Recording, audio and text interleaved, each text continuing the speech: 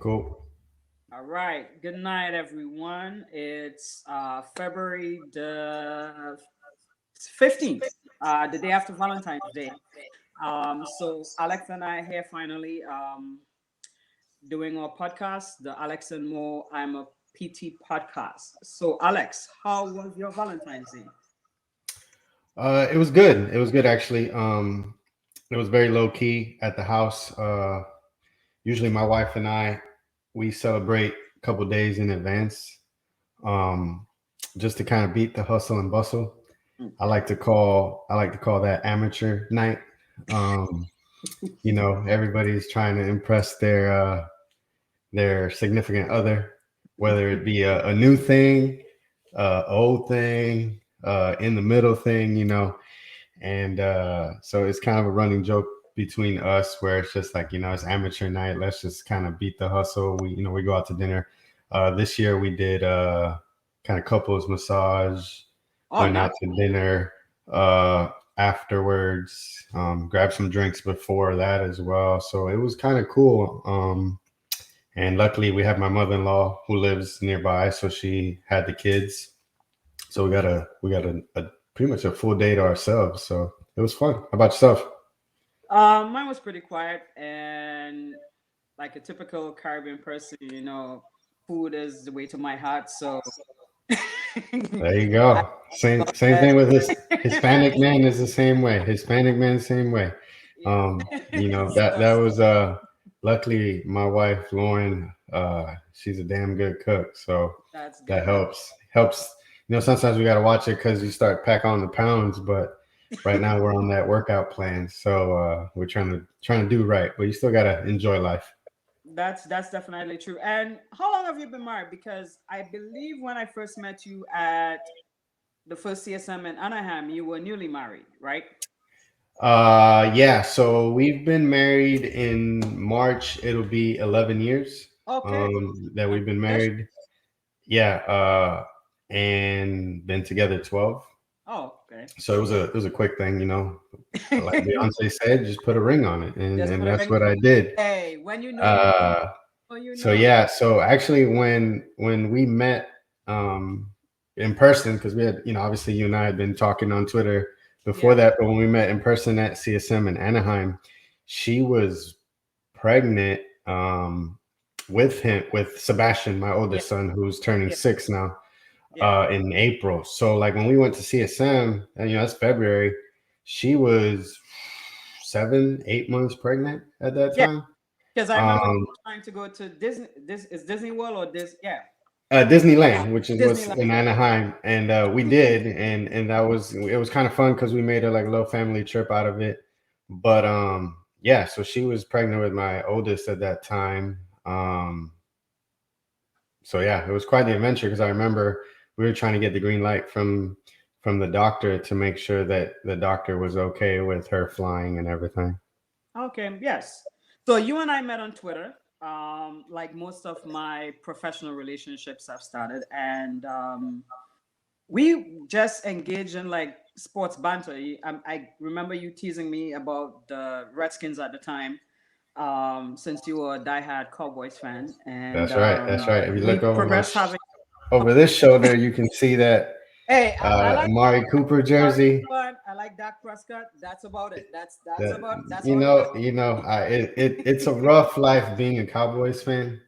Oh, It's oh, don't. that battered relationship, but you keep coming back for more. And I thought this year would be a little bit better than what it did, and it But is what it is. But I'll be there next year again, ready to go. So they always revert back to norm. But I think we had a discussion one time about loyalty because I told you at the time when Manchester United was messing up, like I was done. I was done. and matter of fact, they still are. But I just saw on Twitter they won 2-0. They beat uh, Brighton yeah, today. I But was. I was like, no, I can't keep.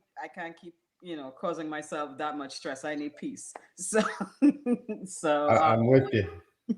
yep. So we met on Twitter and then we met in person at CSM, which is kind of like the Super Bowl for physical therapy.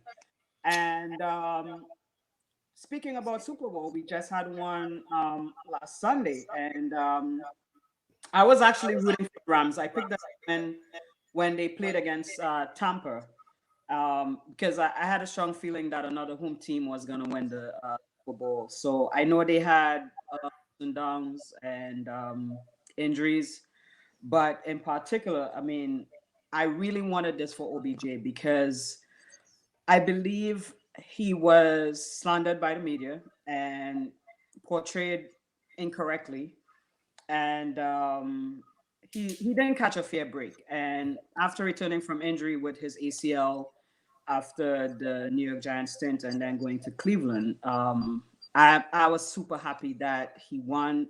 It's sad that he got injured again. And I know a lot of therapists, especially sports PTs, were probably gasping when they saw that injury. I mean, I was watching it and I was like, "Oh, damn, non-contact ACL injury."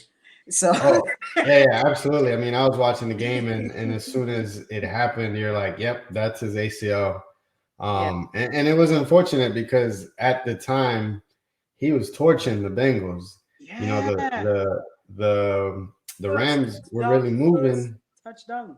They were really moving, and he got that touchdown, and he seemed to be, feeling the Yeah, game, and it was coming real easy to him. And then he had the injury, which was very unfortunate for him. I mean, obviously, for me, being a Cowboys fan, he's always been on the no go zone because he started off as a Giant, and then obviously he became what I'll say like famous for the one handed catch, which was yeah. against my Cowboys. Hmm. Granted, the Giants lost that game, so it's still okay. Um, but yeah, But it was a he memorable catch, though. Memorable catch. Yeah, oh, absolutely, absolutely. But he's always been a very polarizing individual. yeah. From just the way he acts on the field, on the sidelines. There's always, he's had a couple of memorable events. He proposed to the kicking net after the kicking net hit him in the face. He gets a lot of heat because the year that the Giants were, well, I think it was the bye week because they were the number one seed, if I remember correctly. Hmm. And they went on a boat in Miami, and then the Giants haven't won a playoff game, I don't think, since they got on that boat, or Yeah. it's been a while. Um, but yeah, he went to Cleveland. Everybody thought, oh, he's with Baker Mayfield. Kind of 1-2 thing. They'll be able to kind No, of get it go. They also had Jarvis Landry. So I mean, they had talent on that team, and it they just they seemed, they did they did, and but it just seemed like they couldn't get it going. And mhm. and then his dad kind of takes to social media and is like, hey, my son is not the problem here. Like, we need to get him out. And he got himself out and chose to go to the Rams, And which that one surprised me because I was expecting him to go to the Saints or another team that was seriously in the playoff hunt, but because Cooper Cup was balling. And I was like, I don't think he's gonna fit in there this late in the game, because Stafford already had that chemistry with Cooper Cup. That it was just the two of them going all season, and but he blended in and he played his role. And to what I saw with him is something that happens in everyday life. Like I've seen a lot of physical therapists on social media complain that sometimes they're given a bad rep when they speak out and talk about stuff. And if so many of us are fortunate to have someone like OBJ's dad to speak out and push stuff and trigger things for us to get us out of very tough situations. We can succeed, elsewhere. And I know there's a saying, bloom wherever you're planted, but sometimes some things don't work and you just have to get out to thrive. It seems to me, being someone who lives in the DMV, which is the District of Columbia, Maryland, and Virginia, when someone leaves the Washington Wizards or the Commanders or the Washington football team or whatever you call them, Look, for example, Sean McVay, Kyle He was a Shanahan, Redskins. and that Yeah. guy who coached Green Bay.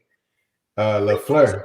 Yeah, those were three coaches on the Washington team at one Yeah. point in time, and they all Yeah. left, and they're in the playoffs like season after season. So come on, and the NFC East is one of the weakest. I don't know anymore. I mean, we still got the AFC East. You got you got the whatever division the Jaguars are in. That's the hot man. But anyways, to your point about having a team, like it's important Mhm. to have a solid team around you, whether Yeah. that be your spouse, whether that be your parents, friends. You know, I'm very fortunate enough to have my wife who's been my rock, really, who allows me to do the things that I do with my profession, which in turn allows us to live the life that we want to live. But yeah, having a team around you, because you're going to be in situations where, and probably more so, a young PT coming out of PT school, they take that first job, and they're just looking for a check. They just want to make some money. They've got bills, they got student loans, they got all this stuff that is just kind of sitting on the back, like, hey, I'm creeping up and I got to take care of you. So you almost feel like you just got to jump at whatever opportunity is given to you. And then sometimes you get in there and you're like, you know what, this isn't what I thought it was. Yeah. And then you feel like, well, if I stick it out, it'll get better, or something might change. And sometimes it takes somebody, on your team, on your sideline, to say, hey, look, this doesn't look like it's what needs to happen. We need to make some moves. Mhm. Um, Making moves is scary. Making moves is scary. Yeah, Um, it is. Trust me, it is. I can talk from my personal experience. Well, I came here as an international student, so I was on a student visa. So my choices after PT school were very limited. I had to get a job where the company was willing to sponsor me to get an H-1B visa. So at the time in PT school, you kept hearing this thing like, do not work for POPs, physician owned practices, because they're evil, blah, blah, blah. But mhm. that was one of the only places that I found that was willing to sponsor me and give me that H-1B visa. So I accepted a job there. And I worked there for 4 to 5 years. It became tedious and monotonous. It took a physician that was injured. I believe she had a meniscus tear from skiing, and I actually squeezed her in one morning for an evaluation, and she hadn't done the X-ray or MRIs yet. But after doing like some testing, I told her I'm 95% sure that this is a meniscal tear, and she was like, "Okay, I'll go schedule the MRI." And we just started talking, and she just made the comment. She's like, "This is not where you belong." And I was taken aback. I was like, "What? You don't know me?" Like in my mind, Yeah, but yeah. it just started, processing stuff, and like after that, it took me 2 weeks to be like, "Hey guys, I'm out." And people were like, "What are you gonna do?" And I was like, "I'll figure something out." And that's when I started picking up like home health cases, and I was like, you know what? If I have to do my own thing, I have to go back to school. At the time, I just only had my master's. Hmm. So I went back to school to get the DPT, and I was like, look, this is gonna help improve my brand. So getting the doctorate and actually saying, hey, I'm a doctor of physical therapy. I'm here to work and start my business. So that's what happened. And from 2012, I haven't looked back, and that's how it's been. Yeah, I mean, absolutely. For me, so I went to PT school at the University of South Florida here in Mhm. Tampa. Um, you know, it was chartered class. So I was the first DPT class for the Okay. program. So that was, kind of intriguing, pretty cool. Like the whole application process was pretty kind of stressful. trying to get into PT school, and from what I hear now, it's even more competitive. So, Yeah. but anyway, so I get into PT school. While I'm there, one of our professors, we get a new professor, amazing PT, done a ton of research, ACL, Craig Garrison. Some of Hmm. you may know who he is, may not.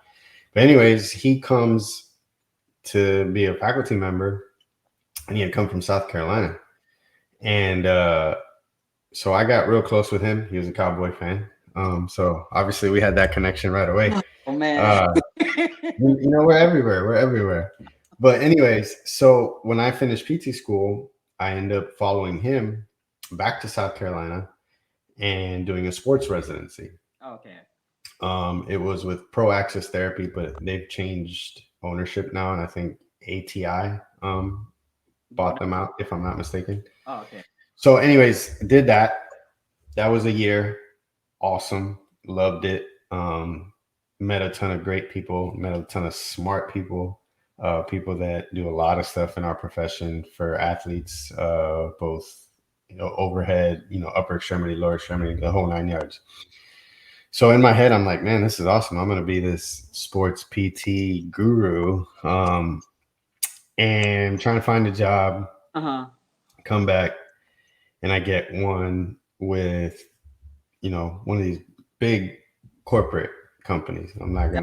gonna name any names, but um, Wait. I thought we were unfiltered. I mean we can. It's fine. I have no issues. It was with Select Physical Therapy. It's up to Yeah, I you. mean, yeah, it's fine. I got no quarrels with nothing. But anyways, so it was with Select Physical Therapy. So Okay. I'm moving back. Hmm. Um, and first of all, it's like, so I'm from, living in Tampa, but this location was like close to Lakeland, which is almost like an hour east Okay. of Tampa. But they flew me out here from South Carolina. They like brought me in. And at that time, my only concern was, I just want to work with primarily athletes. Like, Okay. I've done this for a year. Like, I feel like I'm on a good place to work with exclusive athletes. Oh yeah. We're gonna get you all that. We're gonna get you all that. Here, our office is next door to a orthopedic surgeon. He did more like wrist and hand stuff than Oh, anything else. So kind of the same thing. So I'm like, I don't feel like I got many options right now, or at least none that are available. So hey, I need a job. I'm gonna take it. okay. So I come down, move down, and work in there, and like right away I was like, this ain't it. Okay. This is not what I want to do. But at that time I'm like, can't really make any moves right now. But already, the wheels were in motion. I'm like, start networking, start talking to people. Um, so then it comes that my alma mater, USF, School of Physical Therapy, they had a Hmm. position Okay. open up, which was a clinical faculty. So basically, you would still treat in their clinic because there's a clinic on campus, Okay. part of the medical school and all that stuff. And then you would be a faculty member, like teaching the class. I was like, man, this is golden. And the director, Dr. Quillen, Sandy Quillen, who was our director at that time, he was, him and I, we had a relationship, from when I was in PT school. So, I mean, I started Select in September, Hmm. and by October, I'm out. Oh wow. Yeah, Wow. like I was out. Like I'm like, this ain't it. We got to make a move. We You got to you do didn't something. even do the 90-day courting. No, like I couldn't because like from where I was coming Yeah. to what I was told Uh-huh. was two totally different things, and I'm Yeah. like, this ain't it. And then this opportunity to teach and to be part of faculty, where I went to PT school, I'm like, I'm all over this. Okay. So make that transition. I'm now, so I'm not even, well, about a year and a half out from PT school, and now I'm a faculty member, uh, which was awesome. I was there for what, like 3.5, 4 years. And that's around the time when I started to learn more about the business of PT, right? Okay. Because we don't get business in PT school. They don't really teach us about um, No. payments. They don't tell us about, I was gonna say reimbursement. I just remember Jerry Oh yeah. always talking about, no, it ain't reimbursement. It's payment. They're Payment. paying me. Yeah. Um, but Shout out to Jared Durham. yeah, shout out to Jerry. He's a good man. Good man. He'll be on soon. We'll get him on here. Yeah. But so I start to learn the business, and I'm like, hold up, you're paying me at that time $63,000. Mm-hmm. I'm about 2 years out from school. I've done a residency, uh, soon sitting for my board certification, which I went on and got. Mm-hmm. And I'm like, so you're only paying me 63, and I factor in, benefits and all that stuff, but which were good because you're working for the state of Florida. It was pretty good stuff. So I have a conversation, and I'm like, these numbers don't add up. Okay. Like I'm generating, because we would get a report. We would get a report of what we were generating for the clinic. Oh, You know, I'm glad you brought that up. you know, So that's how I actually negotiated a profit sharing um, part of my contract with the physicians. After I started seeing what I was bringing into the company, and at the time, I just wanted to give my best shot at something and be like a dedicated, loyal therapist, because I felt obligated because they were indeed sponsoring for me to be here. mm-hmm. Um, but I'm gonna share an incident that happened one day that kind of sort of rubbed me the wrong way. At first, it didn't until I started talking to other therapists in the clinic. But the practice manager at the time made the comment that I was their cash cow, and I didn't know how to take it, if it was a compliment or an insult. But I Yeah, realized yeah. quickly, I was like, oh, that doesn't sound too good. So I was like, oh, so if you can make the statement to me in my face that I'm a cash cow, then hey, And pay we me. need to talk Pay, money. We yeah, need to pay talk me. money. This is where the money is at. Give me the money. Jerry Maguire, right? So show me Yeah, the money. So but at the time I actually negotiated a pretty good salary of $50 an hour, which was pretty good for a new grad at the time. absolutely. That was in 2008. I never went the course of residency. I did think about it, but I wondered if the return on investment was actually even worth it. Um, but I eventually declined to pursue it because I was interested in getting the becoming a geriatric certified specialist. Um, my intention when I left home was to get into sports medicine and sports therapy, but that quickly I think changed. that's everybody. I think Yeah, everybody that wants to be a PT, the first thing that pops in their head yeah, is like, I want to be on the sidelines, or I yeah. want to Working with be athletes. covering athletes, and it's just funny how that happens, because it'll bring me back to where I am now, which is a Mhm. home health clinician.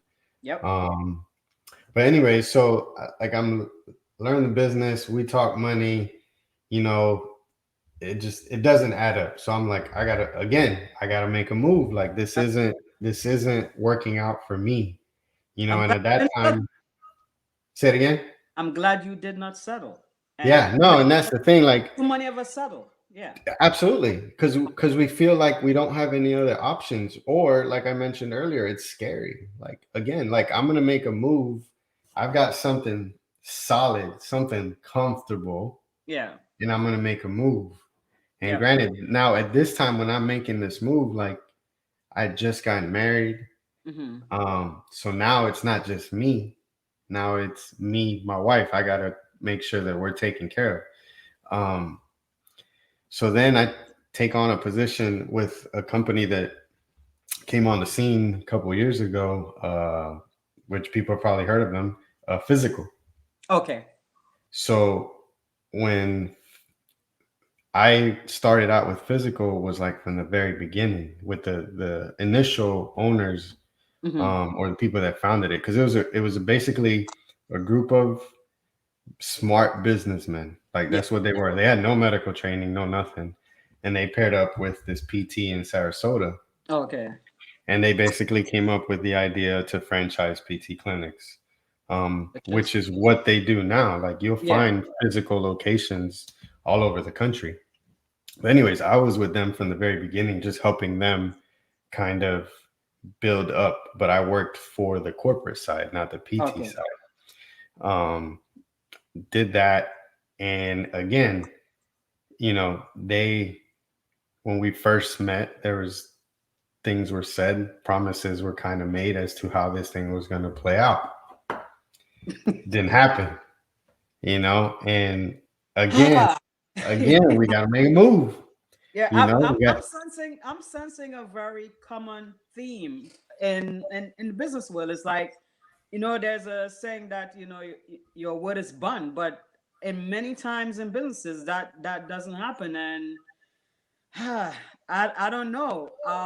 But I have a question for you though. When you were working with Select and at the university, I know it's taboo in our generation and the baby boomer generation to discuss salaries with other colleagues because yeah, yeah, they don't want people to know if they're paying you $2 more and $5 more because it's gonna be like a rift. But I believe in transparency, and I know millennials want to know. They want to know what their colleague is getting because they're gonna be like, "Hey, I have the same qualifications. I'm probably even bringing more value to the company.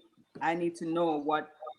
I don't want to hear about median salary range or anything like that. Let me know what you're paying the average therapist in your clinic per hour, and I would negotiate from there because."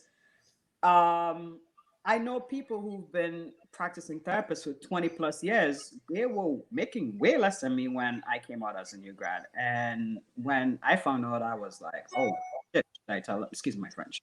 yeah, yeah. Should I tell them? but, but I realized they never discussed salary. And a lot of them had problems negotiating. And I was like, oh, no.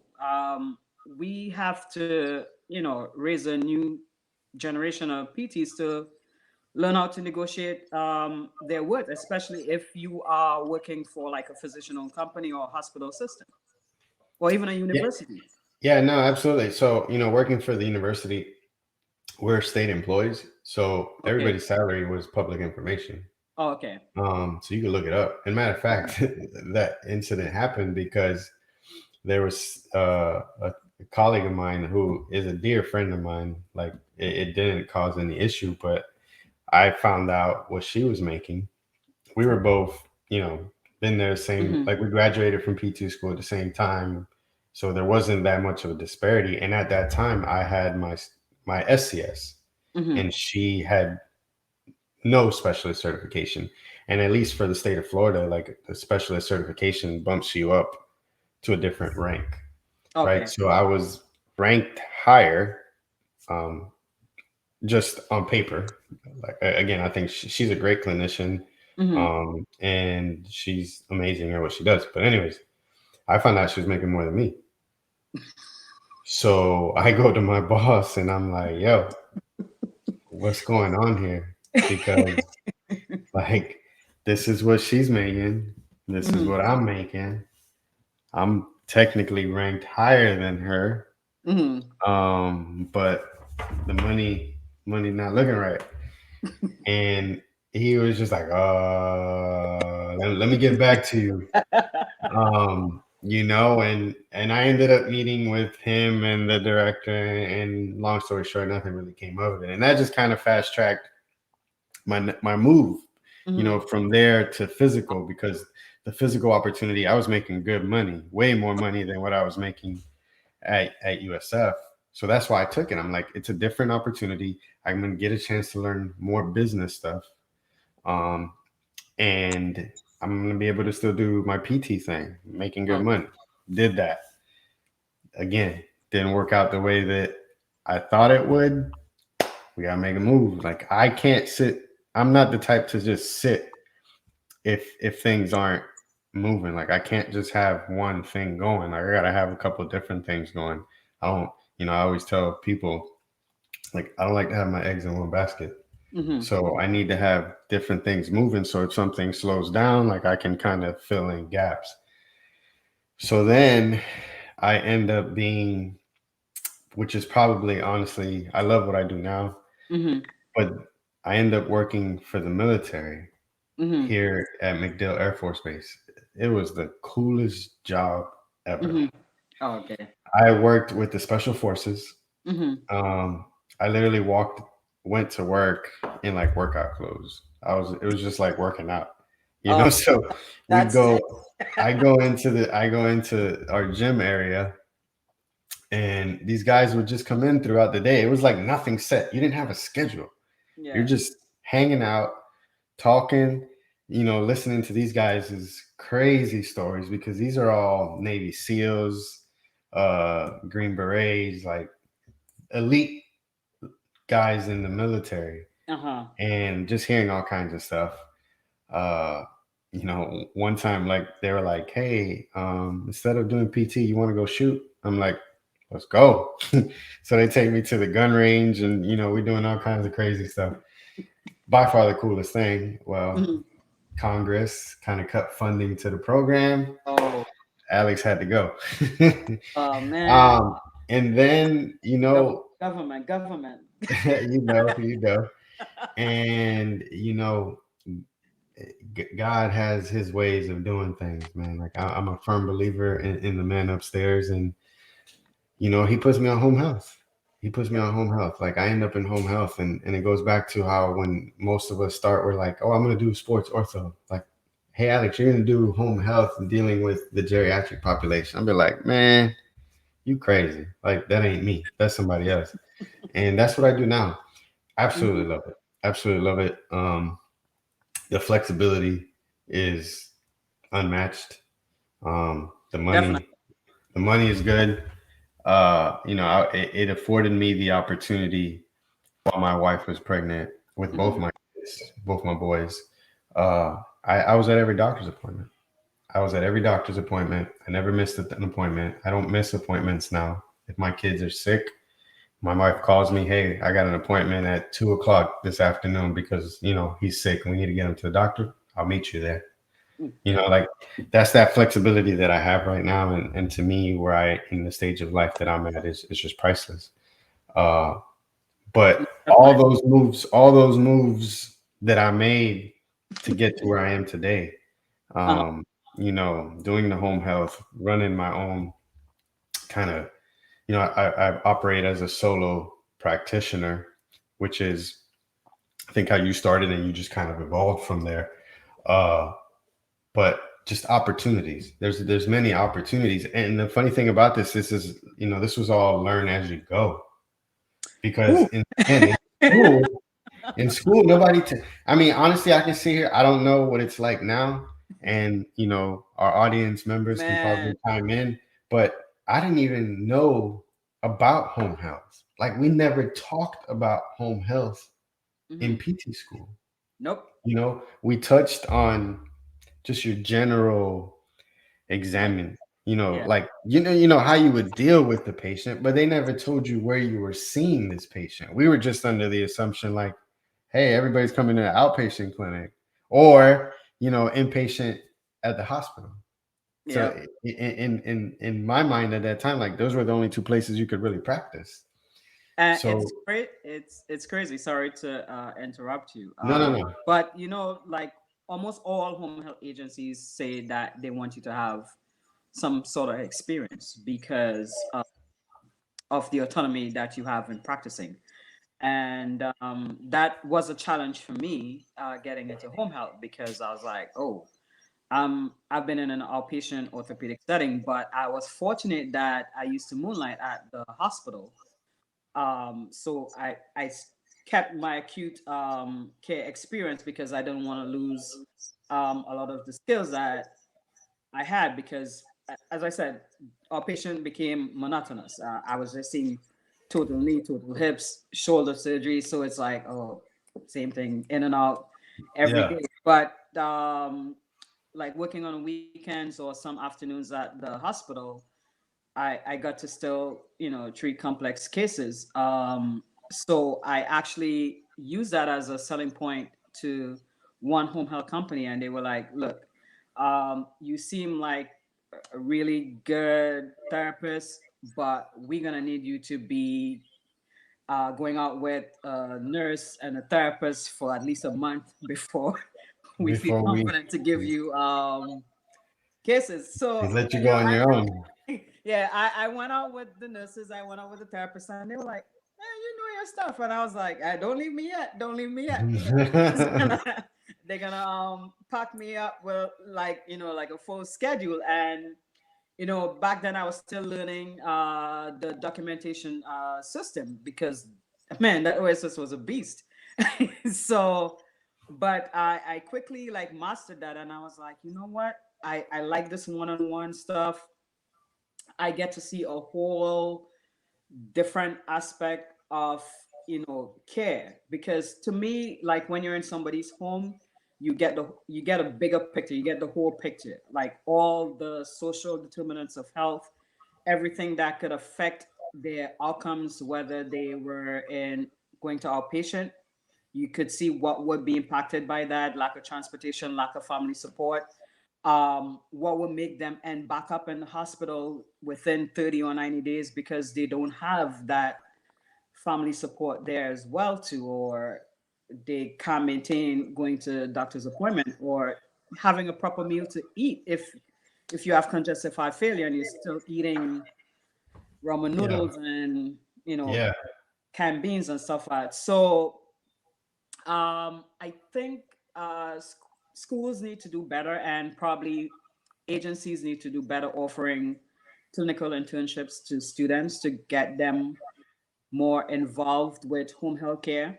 Um, and since we are asking for direct access as a profession, and with home health you get so much more autonomy, um, I believe it's good for people to get that experience before they get out of school as well. So yeah. uh, No, on that.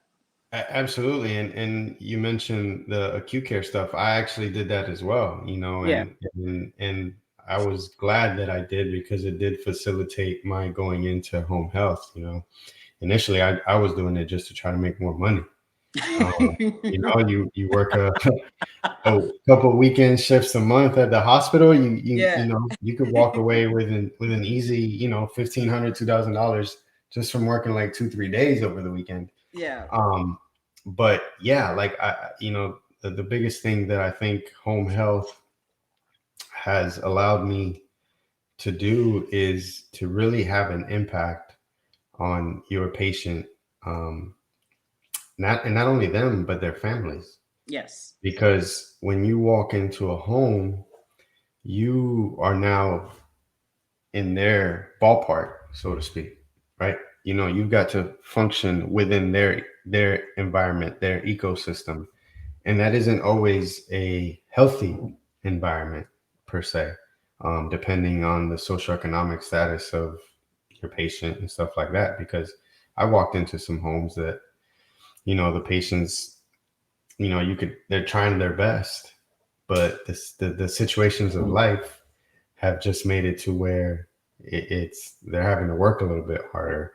Another thing that you'll run into is multi-generational homes. So you're not dealing with, the kids per se, but you're dealing with the parents, the grandparents, and they're all living in one home, and you're trying to navigate what their needs are socially, economically, mentally, physically, and you have an opportunity to impact each and one of those areas of your patient's uh, life. And I think that that's very important, because where we are now, and with some of the things that are coming to light as Hmm. to why some of these individuals are not getting the care that they need. They don't have the access to the care that they need. And even if they have the access, there's no true education as to what it is they need.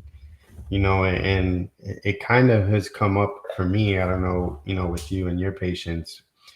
early on with the COVID vaccines. You know, I Yeah. had patients that were in my main area is I work in a predominantly African American uh, population, Hmm. so middle to low on the socioeconomic scale.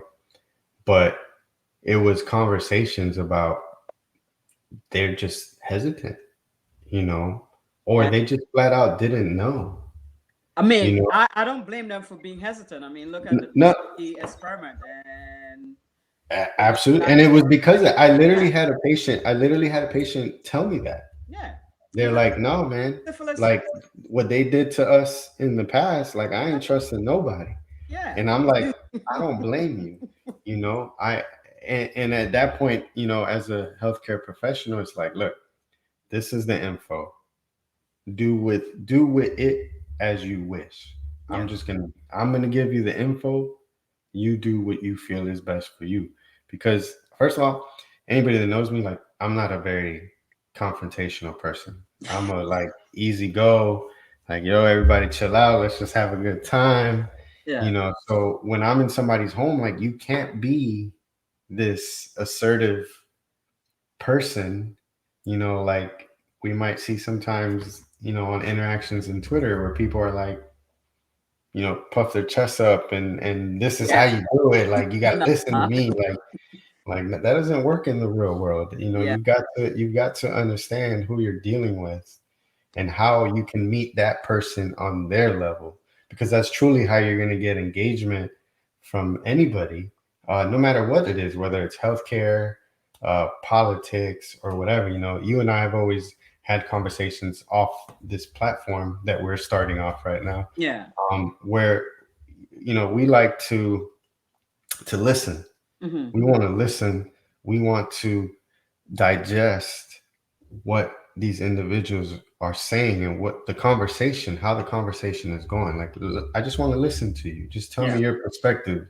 Tell me what you think, and then we can try to go from there. And I may not agree with you. You know, Right. I may not agree with you, but at the same time, like we should be able to have a conversation. And if we both walk away still the same way we walked in, which is we've got our thoughts and, you know, our stuff, but we had a conversation, We had a you know, conversation. We didn't have. and and, We and didn't. I think that's a lost art Yeah. today. I think it's, you know, I believe this, so if you don't listen to me, then you're not as smart as me, or you're you're We always resort to insulting one another when we run out of options in relating to the differences or trying to find a common ground. But I wanted to give a tip because one thing I realized that has helped me enormously with um, home health. When I pull up to a patient's home, I look at the surroundings and I look to see if there's something that I have in common with that person that we could discuss. So, like I used to tease you that somehow I run into a lot of Cowboys fans we're and everywhere, man. We're everywhere, you know. so It's America's team for a reason. so I would go in the house and I would smile and I would be like, man, I'm sure if I go take your blood pressure now, it'll be so high. And they would laugh and they would be like, why? I was like, man, y'all played crappy yesterday. You lost. So Yeah. it will just, open them up to receive whatever it is that, I have to share. So I always try to come down to that person's level and you know, create some sort of banter. And I get asked like, why would you want to do home health? Suppose you go into like a nasty home or the patient has a dog, or aren't you scared that you're gonna be bringing stuff home from people's homes and stuff like that? And I was like, no, I mean, there are ways you could protect yourself the same way like you protect yourself during COVID. You could strip your clothes in your garage or something, walk with a change of clothes. Ask the patient to put their pets away so it doesn't interrupt your care. And I've done many times where I've helped clean a patient's home. as much as I can. Some people still go back to like their hoarding, but focus on the patient and trying to reach them mentally so that they would connect that, hey, I need to clean this area so I will be able to walk better or breathe better and stuff like that too. So like what advice would you give to people that are on the fence about getting into home health because of little hang-ups like those? I think, as therapists, we probably all got into this because we like helping, Yeah. because we want to help people, because it's in our personality, it's in our nature to be that helping person or a fixer or a Yeah. fixer. Like, Fix it. like I think, most males feel like it's inside of us that we just got to fix everything. When you're talking to your significant other and they tell you got a problem, you want to fix it. Instead of Oh, listening, you want to fix it, well, right? So, um, can I but share we'll get back something to with you that. But about let me answer your question first. that? Um, I think the most important thing is because Mhm. we all like to help. Yeah. Home health is probably one of the main areas that you can really help somebody because they got to function in their Yeah. home. They got to function in their home because they go to hospital, they get better, or maybe they're just good enough to get out of the hospital. Doesn't mean Yeah. they can function at home, right? So I always, similar to what you said, is I try to find something that I can connect with them as a human being Hmm. and then get them to trust me. From there, they're going to listen to what Alex, the healthcare professional, has to say. Yep. But they've met Alex the person first. We've had a conversation, and it's usually sports Yeah. or music. Hmm. I try to steer away from politics because that's just that's just Somehow it always comes up. yeah, that can go either way, and it's usually, it can be real good or it can be real bad. Yeah. But I would just say, you know, it's the one area I feel in physical therapy where you can truly help somebody. And not to say that outpatient therapists don't do it, inpatient therapists, and all the other wonderful specialties that we have and people that we've interacted with on Twitter. Like everybody's making an impact. Yeah. But I think to be able to make an impact in somebody's home and affect their day to day life is a good thing. So just on that alone, I would say, hey, just try it. Hmm. Just try it. And if it doesn't work, you can pull a page out of Alex's book and just pivot, make Yep. a change, make a move, figure out what it is that's going to work for you because there's a lot of opportunities for us as clinicians to really make an impact and to have some of the flexibility because that's the other thing. Like, yeah, Yeah. you're going to walk into homes that probably you're like, I need to change as soon as I get out here. And, that's why I carry 2 and 3 different sets of clothing Yeah. um, in my car because you just never know. There's been homes where I walk in, I'm like, yeah, I'm not taking anything into this one. Yeah. Like, I know. let me just take my blood pressure cuff, hold on to it, put everything in my pockets, walk in, do what I got to do, and get out. Yeah, Yep. that's gonna happen. That's Yes. gonna happen. But even those individuals really appreciate when you walk in the door because a lot of times you're the only person they see in a couple days. And just you being there. A lot of times I've had patients where we don't really do much from a physical therapy standpoint. We just Mhm. sit and talk. And that goes so much further than any kind of exercise that we can do for that individual because a lot of these people are by themselves, they're lonely. Um, Especially the older ones don't have family nearby and stuff like that. So it's an opportunity to treat the whole individual. Yep. And that's why I love it though. Going back to what you said about not trying to be Mr. Fix It. It's interesting because the pastor back for the church that I go to at Zion, that was one of the things that came up. that you have to listen more instead of trying to find a solution for everything. And that maybe some people just want to be able to express what they're experiencing at that time, or and they just want you to listen.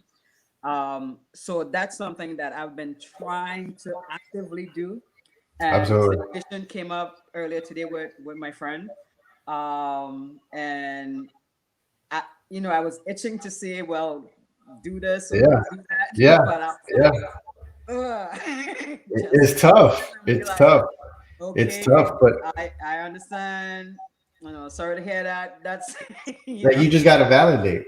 You yeah, just got to validate, right? You uh, just got to validate. And I heard that on an I Am Athlete yeah, podcast with Brandon Marshall. He yeah, was talking about some of that scenario. You just got to listen because not every situation is for you to fix. yep, And obviously that applies in your personal relationships, but your work relationships, your professional relationships. Like sometimes you just need to do more listening just so you can understand where that person is coming from. And then if there is something that needs to be solved, you can, work towards that. Um, but I listening, agree. I agree. I think listening, lesson and again, my, it goes back to where we are today. I think mhm, is a society. Like we need to do a little bit better job of listening, yep, not to respond, but just listen, process. And that's what we've talked about. That's what our goal is with this. Is yeah, we just want to have conversations and have people listen, and then they can get back with us, or we can discuss, and even me and you, just the back and forth is it's just let's just talk. Let's talk. Let's listen to each other, and go mhm. from there. Yep. We have two ears and one mouth for a reason. So listen more, speak less. Uh, Absolutely. I think it will definitely make you a better person. People will see that you're being authentic and engaging. And like a lot of people usually say it's difficult for them to remember names.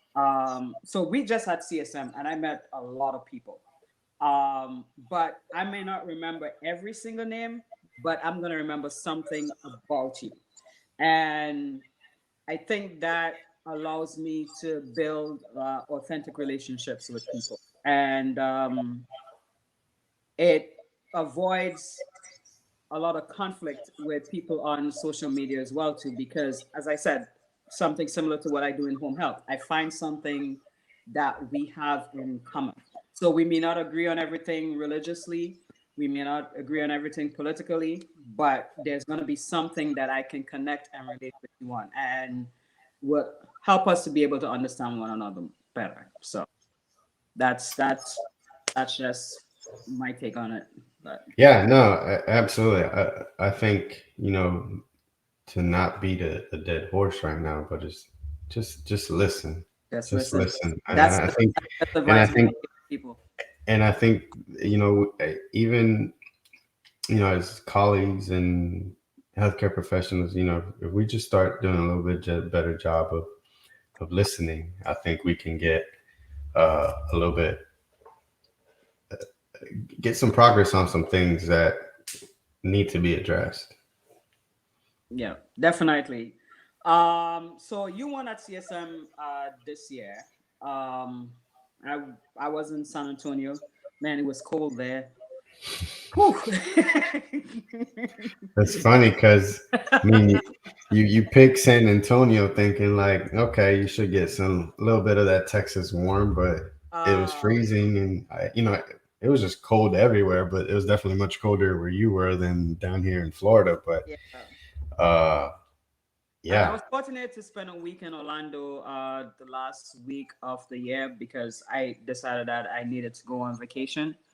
So I took the last couple weeks off um, at the end of the year because I haven't had a vacation probably since like 2019. 2020 was just a blur for me. And I think it was for most people. yeah, like in 2 days, we'll be uh, well, sort of remembering the sudden loss of my dad. So right after that, COVID hit, and it's like everything changed, and I'm like, Lord, what the heck is going on?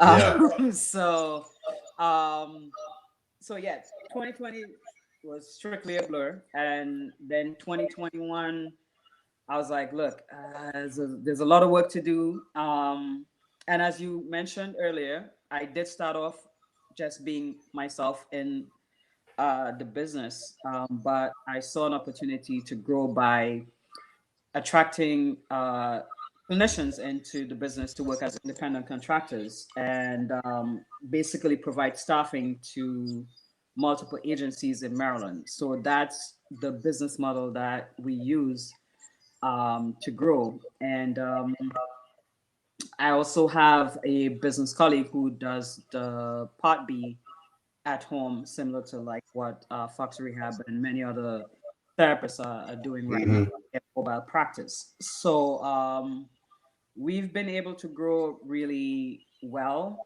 I've been blessed.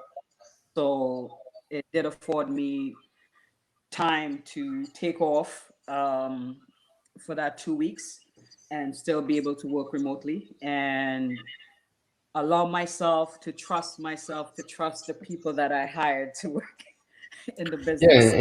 and you've got to be able to recharge. Yeah, You know, definitely. I'm a firm believer, and I try to take a day a month Yeah. as best I can, to where it's just me and my family, and we're big Disney fans, so we Yeah, I we know. we, we tend to go over there, and actually hoping, as long as the weather holds up and nothing happens, we'll probably be going over there sometime this weekend, Oh, okay. um, just to hang out, because we've always tried to kind of being mindful and careful, but just trying to live our lives, as best we could, to kind of move, just keep it moving, which is consistent with my attitude about things. Is good, bad, or indifferent. You got to keep moving. You got to keep moving. Yeah. You can't sit still. Don't take life too seriously. So No, never. one thing I can definitely take away from my late father is that, just live each day as it's gonna be your last. I used to tell him, look, man, you're getting older. You need to cut back on this, and he would be like, not until the day I die. So I mean, Yeah. No, I mean, tomorrow's not promised. yeah, So you gotta squeeze everything out of the 24 hours that you're given, each and every yeah, day. definitely, definitely. So I think we covered a lot of stuff. We've been chatting for about 58 minutes now. I know we have a host of topics that we are going to be discussing over the next, few weeks. Jimmy did give us a task to at least complete 3 podcasts by March. Was it March 1st or March 3rd? I think he said by March 1st. So, well, one down, So two to go. we got one down, two to go. Um, yeah, I'm very excited. Like I said on my little intro video, Yeah. I've been after you for quite some time, trying to get you. And I, initially it started off more of just in a joking manner, but uh, it just I just always felt that because of how we interact, and just that banter, which I'm diehard sports fan, yeah. so that's just part of it. That trash talk, the healthy competition, just that back and forth. It's fun. It facilitates a lot of other stuff. Um, so I'm glad we finally made it here. Definitely very excited. Looking forward to talking more, and just having a good time, and just vibing, because to me it's just a vibe, and it's just Yep. to talk again, and just discuss different topics, and kind of bring it all together, so that we can try to reach as many people, and let them know, like, you're not alone, or you're not the only one that's thought of that, or the only one that's done it. Um, we all have different circumstances in life, and I know with you being African American, myself being Hispanic, just that alone sets us up for different uh, encounters in life. But because of those encounters and how we react, it allows us to grow as human beings and as professionals. So yeah, we've got a lot that we want to do, and hopefully everybody enjoys the ride. Yeah. Well, I did promise Lisa Vanhus of the Ujima Institute, since it's Black History Month, and I think it ends on the 20th of February. Yeah, So I have to remember how many days February has. So I have it's all right. It's a to put short it one. Short one. um, so I did promise her that I would do a recording of the speech that I presented at what I consider the Pro Bowl of PT conferences, the Graham session, by Hmm. invitation only. So that speech is about 10 minutes. So I can do a recording of that, and I'm sure it's going to open up a whole lot of conversation Yeah, I of mean, stuff that I said. yeah, So that could definitely be, two of three. yeah, However we want to do it, and obviously this is a good month to do it. yeah. With it being Black History Month, and the opportunity, excuse me, the opportunity to just discuss how that affects you, what that means to you, um, as somebody on the sidelines, so to speak, for this one. My encounters and all of that. So yeah, I think that's Share it, because it's basically what you believe, what I believe. What do you yeah, believe about physical therapy? Where do you think the profession is going? What has been the challenges? And I spoke from the perspective as a Black therapist, a Black yeah, female. yeah, So share your perspective as a Hispanic male therapist. So yes, from going through PT school to owning your own business now. So that will be our next discussion, and we will be dropping this on our YouTube channel soon. So subscribe, leave a feedback, follow us on Twitter at the AlexAndMo, and also on Instagram at the AlexAndMo. Okay. yeah. So Follow before, back. Let us know what you guys thought.